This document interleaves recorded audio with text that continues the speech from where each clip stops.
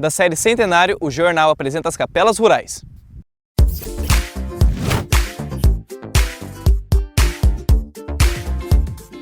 Na celebração do centenário de Palmital, o jornal percorreu as águas do município para fazer o registro fotográfico das capelas rurais que ainda resistem ao tempo. Antes da emancipação política e administrativa, muitas famílias já residiam na zona rural.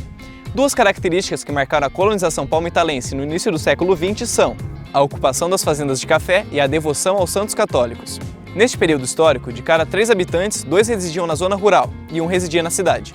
Segundo o IBGE, nos anos 60, havia aproximadamente 6.700 habitantes na zona urbana e mais de 13.000 na zona rural. Os moradores da roça tinham vida social.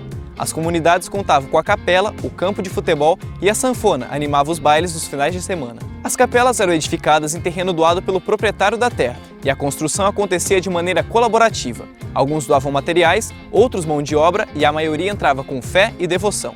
Com a grande geada de 75, intensificou-se o êxodo rural e a paisagem foi se transformando. A população do sítio foi minguando, assim como casas e escolas foram derrubadas. Muitas capelas foram abandonadas. Para registrar as capelas rurais no ano do centenário de Palmital, percorremos mais de 250 quilômetros em estrada de terra. O abandono de muitas está relacionado com o agronegócio, que reduziu a mão de obra agrícola e o número de moradores da zona rural. Oswaldo Batista e seu filho João Francisco mapearam e fotografaram todas as capelas rurais, na celebração do jubileu da paróquia de São Sebastião. Graças a este trabalho, tivemos acesso às imagens da Capela dos Finicos, a qual não existe mais. O artista palmitalense João Francisco Batista usou seus pincéis para registrar as capelas rurais.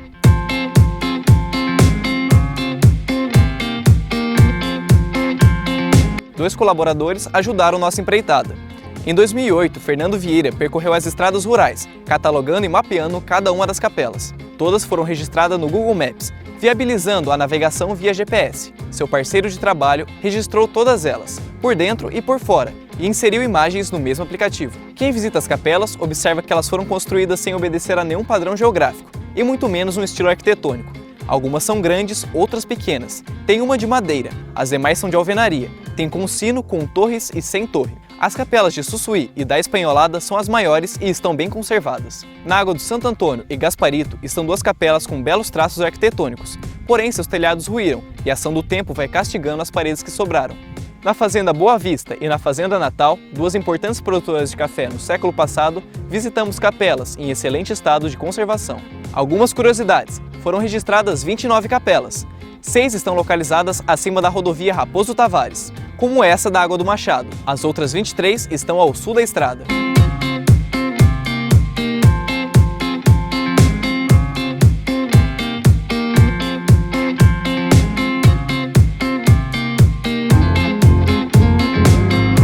Dez capelas estão do lado direito da rodovia Nelson Leopoldino, no sentido Raposo Tavares, Rio Paranapanema.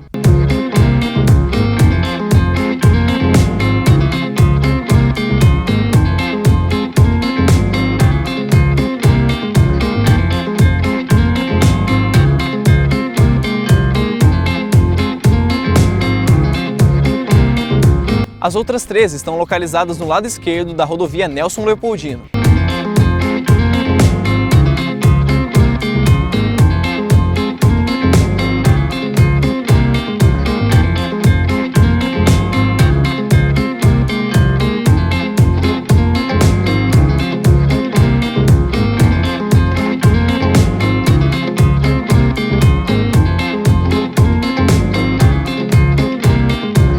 Cinco capelas homenageiam Nossa Senhora Aparecida, na Água da Fartura, Água Nova, Água do Tombo, Água Bonita e Água da Canela.